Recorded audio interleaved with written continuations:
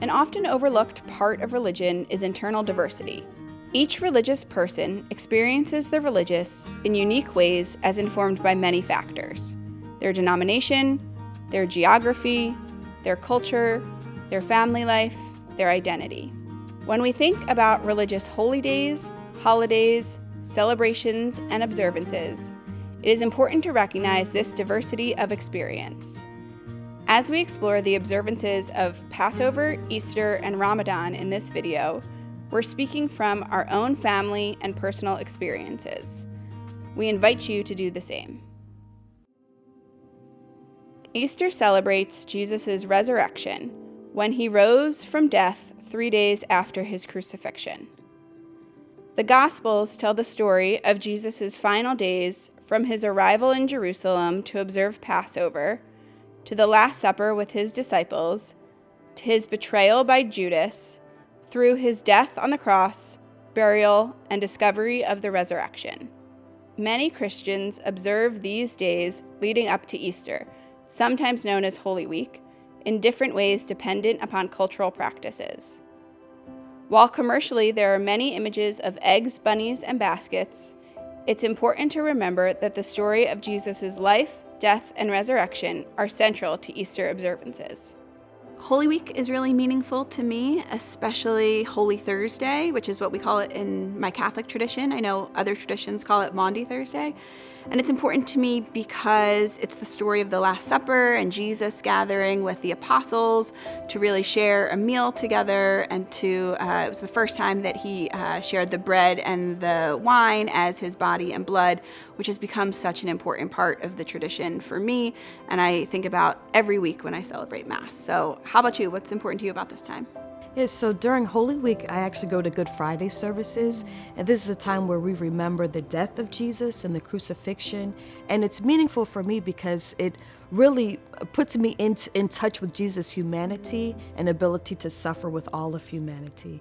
And the Resurrection Sunday, we usually have a sunrise service, and for me that it brings hope from death to this resurrection that, gives us hope that there is life after death.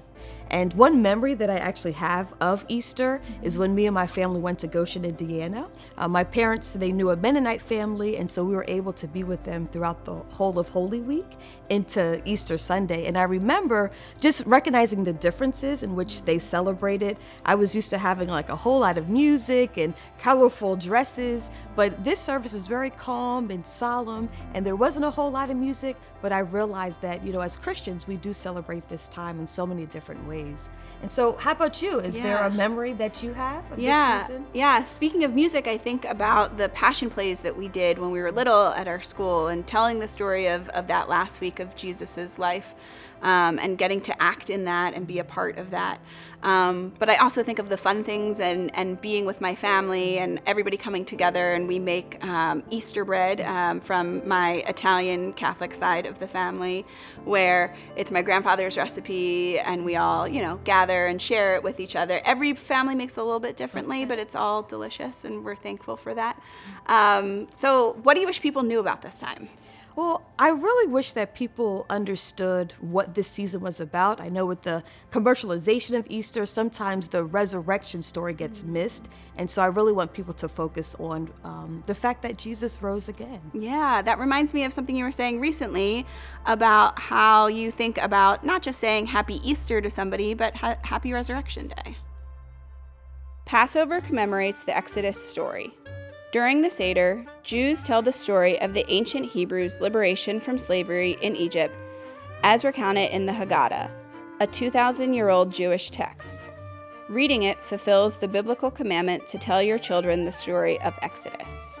Throughout Passover, Jews eat matzah, unleavened bread, to remind them that the Israelites left Egypt in a hurry and did not have time for bread to rise. Jews are instructed to invite visitors to join them at the Seder table. In addition to the Haggadah, ritual objects include a wine glass for the prophet Elijah, a Seder plate with the ritual foods, and depending on the family, a cup for Miriam. For me as a child, what I most remember about the Seder was going to New Jersey where my grandparents lived, and they were part of a large, vibrant Jewish community, and lots of people came for Seder, but I just remember it being long and boring, and I just didn't always know what was going on. But there was clearly a sense for the adults present, or something I picked up somewhere from them, that this was very much, this was late 60s or mid to late 60s and into the early 70s, that they were still feeling a tremendous sense of fragility in that post-Holocaust era. And so the important thing for the Seder, as it was impressed upon me, was that this was about connecting to our past. This was a touch point to those who were gone and those who had come before us. And that it was their responsibility to bring this to life because of what we had been through. Yeah, I had a very similar experience too. Growing up as a child in the 80s and 90s, I still felt like the specter of the Holocaust loomed largely. My parents are the people I remember most about the Seder because they are the center of gravity in my family's life and in the broader community's life. And the Seder was a time in which they invited everyone, Jewish, not Jewish, to come participate in the story of liberation. It was a time that we remind ourselves that we're not in the position that we were in the past, but at the same time we remind ourselves that we're not fully free because not everybody's in our position. But it was a time that I remember feeling most at home because it was a ritual that is so important to my parents, and one that really defined my childhood.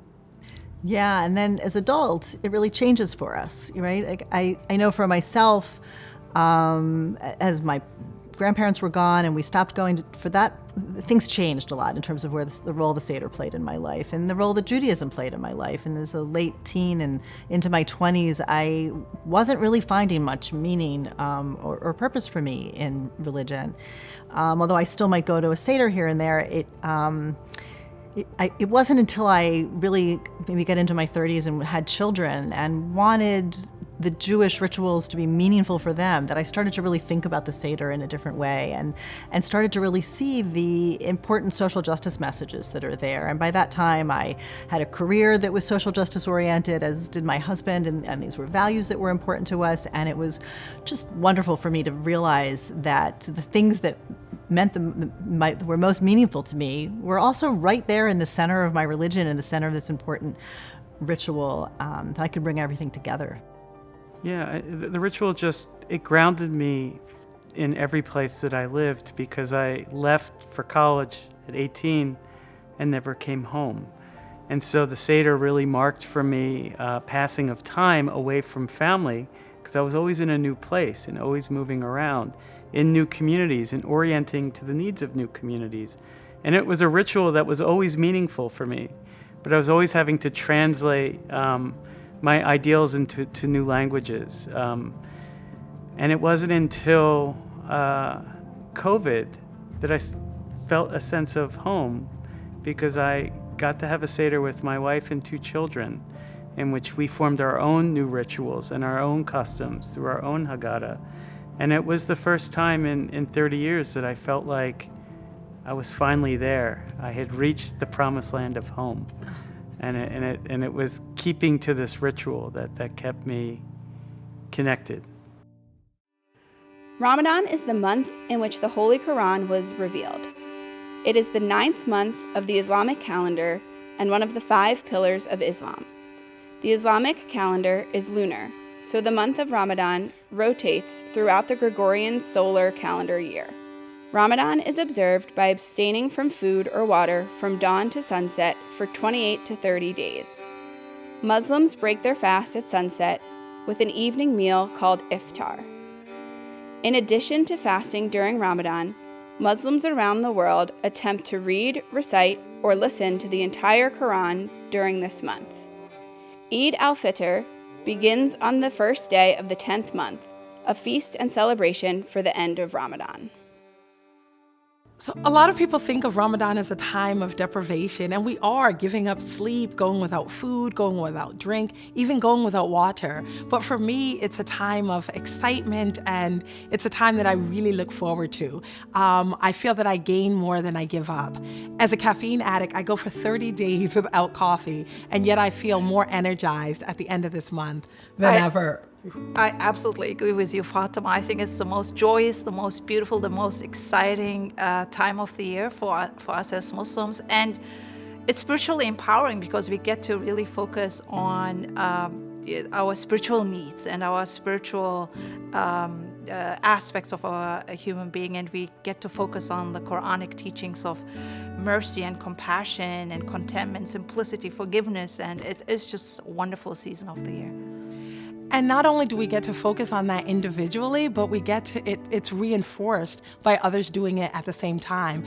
It reminds me, one of my favorite memories during the month of Ramadan is spending the month at Masjid Amr bin As, the oldest masjid in Cairo, and standing in a row with other believing women who are praying. And I'm an African-American Muslim holding my Quran with the Arabic on one side and English on the other. And next to me is a Japanese Muslim with Arabic and Japanese. And on the other side is a Malaysian Muslim. And then next to us, our friend who was a Belgian Muslim with her French and Arabic Quran. So it just, everything that we're doing is reinforced by seeing others doing it at the same time. That reminds me exactly of the same memory that I had years ago when I was sitting in the Bayazit Square in Istanbul, and just like witnessing the sea of people, thousands of Muslims waiting for the divine call to prayer. And it was just so empowering knowing that almost 2 billion Muslims around the world share in the same ritual, the same practice, and collectively declare God's oneness. And it was just very powerful.